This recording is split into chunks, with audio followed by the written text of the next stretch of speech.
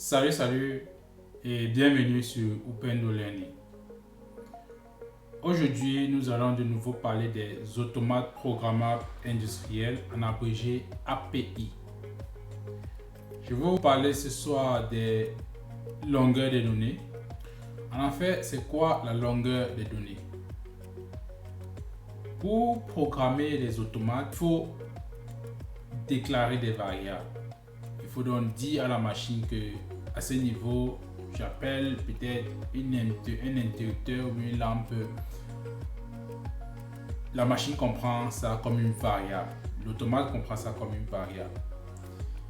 Et lorsque tu déclares une variable, en fait, la machine réserve dans sa mémoire un espace attribué à cette variable-là afin que tu puisses manipuler, c'est-à-dire enregistrer des informations dans cet espace-là pour automatiser ton système ou bien pour le faire fonctionner. En effet, il en existe 4 qui sont généralement utilisés. On a les bits, on a les bytes, on a les words et on a les double words. Les bits sont généralement utilisés pour des éléments ayant deux états, c'est-à-dire deux positions, comme l'interrupteur, le bouton poussoir et une lampe. Donc, le bit a soit l'état 0, soit l'état 1. Ensuite, on a les bytes. Les bytes, un byte, c'est un alignement de 8 bits. C'est-à-dire que quoi? Vu que le bit permet d'avoir deux états, on aligne donc 8 bits qui chacun des bits peut avoir deux états. Et lorsqu'on aligne tous ces 8 bits là, en faisant la somme de tout cela, on est capable d'écrire des nombres entiers allant de 0 à 255, ce qui nous donne un total de 256 états. Par la suite, on a ce qu'on appelle des words. Vu que un byte, lui, a 8 bits, ça fait en sorte que le byte, lui, possède 16 bits.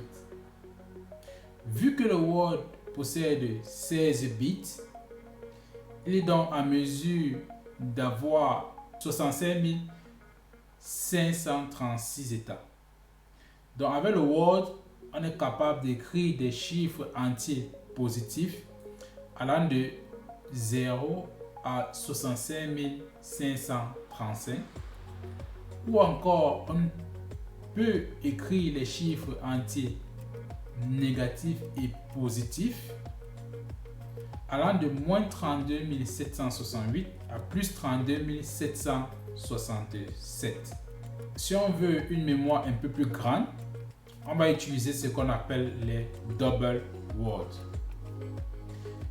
Le double word, comme son nom l'indique, est constitué de deux words.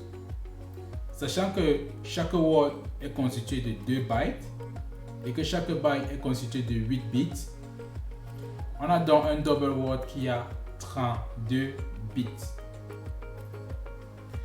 Avec 32 bits, on peut écrire les nombres entiers positifs et négatifs allant de moins 2 147 483 648 à plus 2 147 483 647. Étant donné que le double word a aussi une très grande capacité, il est donc possible d'écrire avec le double word des chiffres, des nombres décimaux. Voilà, c'est tout pour cette vidéo. Je vous invite à télécharger le e-book que j'ai écrit pour vous en description. Je vous invite également à vous abonner pour être informé de nos nouvelles vidéos.